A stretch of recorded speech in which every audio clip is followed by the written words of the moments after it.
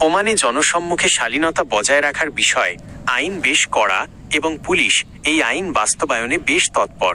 সম্প্রতি Omani royal police ROP অশালীন বা দৃষ্টিকটু পোশাক পরার দায়ে বেশ কিছু নারীর বিরুদ্ধে আইনি ব্যবস্থা নিয়েছে। ওমানের প্রচলিত নিয়ম অনুযায়ী যা যা করা হয়েছে বা হতে পারে। আইনি ব্যবস্থা ও গ্রেপ্তার। ওমানের দণ্ডবিধি অনুযায়ী জনসম্মুখে এমন কোনো পোশাক পরা যা স্থানীয় সংস্কৃতি, ঐতিহ্য বা শালীনতাকে ক্ষুণ্ণ করে তা অপরাধ হিসেবে গণ্য হয়। সাম্প্রতিক বিভিন্ন অভিযানে পুলিশ পর্যটন কেন্দ্র বা শপিং মলে অশালীন পোশাক পরা নারীদের আটক করেছে এবং তাদের বিরুদ্ধে মামলা দায়ের করেছে। 2. সতর্কতা ও জরিমানা। অনেক ক্ষেত্রে প্রাথমিক অবস্থায় পুলিশ কঠোর সতর্কবার্তা দেয়, তবে বারবার আইন লঙ্ঘন করলে বা পোশাকটি মাত্রাতিরিক্ত আপত্তিকর হলে জরিমানা গুনতে হয়। ওমানের জননিরাপত্তা রক্ষা আইনে এই ধরনের আচরণের জন্য আর্থিক দণ্ডের বিধান রয়েছে। 3.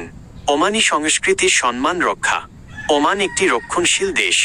সেখানে শপিং মল, সরকারি দপ্তর বা জনাকীর্ণ স্থানে নারীদের ক্ষেত্রে অন্তত কাঁধ থেকে হাঁটু পর্যন্ত আবৃত রাখা বাধ্যতামূলক। পুলিশ এই বার্তাটি জোরালোভাবে দেওয়ার চেষ্টা করছে যে দেশটিতে ঘুরতে আসা বা বসবাসরত বিদেশিদের স্থানীয় মূল্যবোধের প্রতি শ্রদ্ধাশীল হতে হবে। মনে রাখা ভালো, ওমানে শুধু নারীদের জন্য নয়, পুরুষদের জন্য জনসম্মুখে স্লিভলেস গেঞ্জি বা হাফ প্যান্ট পরার ক্ষেত্রে বিধিনিষেধ রয়েছে। আপনি কি ওমানের এই সংক্রান্ত সুনির্দিষ্ট কোনো আইন বা দণ্ড সম্পর্কে আরও বিস্তারিত জানতে চান?